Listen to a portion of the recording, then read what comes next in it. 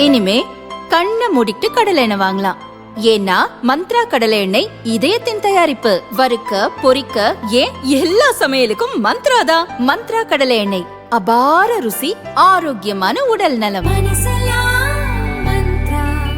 அமெரிக்காவின் எச்சரிக்கையை மீறி அணு ஆயுத தயாரிப்பில் ஈரான் தீவிரம் காட்டியதை அடுத்து அந்நாட்டின் மீது இஸ்ரேல் மற்றும் அமெரிக்க படைகள் தாக்குதல் நடத்தி வருகின்றன.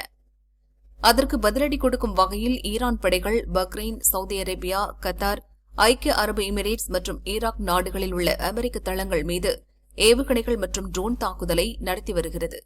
இதனால் மேற்காசியாவில் பதற்றமான சூழல் நிலவுகிறது. போரை நிறுத்த வேண்டுமென பல நாடுகள் வேண்டுகோள் விடுத்துள்ளன. ஈரான் மீதான தாக்குதல் 4 அல்லது 5 வாரங்கள் நீடிக்கும் என்று ட்ரம்ப் முன்பு கூறியிருந்த நிலையில் போர் நீண்ட காலம் நீடிக்கலாம் என்று அவர் தற்போது தெரிவித்துள்ளார்.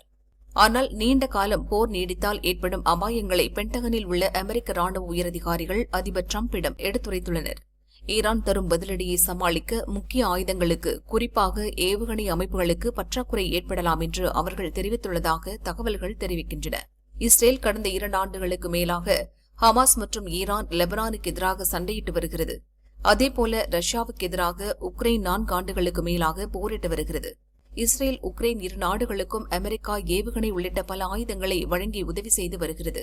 இதனால் அமெரிக்காவிடம் இருக்கும் ஆயுதங்கள் மற்றும் வெடிபொருட்கள் தற்போது கடுமையாக குறைந்திருக்கிறது. இந்த தகவல் அதிபர் டிரம்பிடம் தெரிவிக்கப்பட்டிருக்கிறது. ஆனால் டிரம்ப் ஆயுத இருப்புகள் உயர்ந்துள்ளன என்றும் போரை வெற்றிகரமாக நடத்தலாம் என்றும் தெரிவித்துள்ளார். அமெரிக்காவிடம் இருக்கும் ஏவுகணை அமைப்புகள் ரஷ்யா, சீனா, வடகொரியா போன்ற பெரிய நாடுகள் நடத்தும் குறுகிய மற்றும் நீண்டகால தாக்குதல்களை எதிர்கொள்வதற்காக தயாரிக்கப்பட்டவையாகும். அவற்றை ஈரானுக்கு எதிரான போரில் அமெரிக்கா பயன்படுத்தி வருவதால் அமெரிக்காவிடம் ஆயுத கையிருப்பு குறைந்துள்ளது. இதுகுறித்து அமெரிக்க வெளியுறவு செயலர் மார்க்கோ ரூபியோ கூறியதாவது: ஈரான் ஒரு மாதத்திற்கு 100க்கும் மேற்பட்ட ஏவுகணைகளை உற்பத்தி செய்கிறது.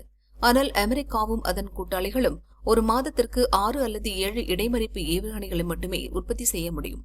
கப்பல்களிலிருந்து ஏவப்படும் SM-3 போன்ற மேம்பட்ட இடைமறிப்பு ஏவுகணைகளின் இருப்பு ஏற்கனவே குறைந்துள்ளது.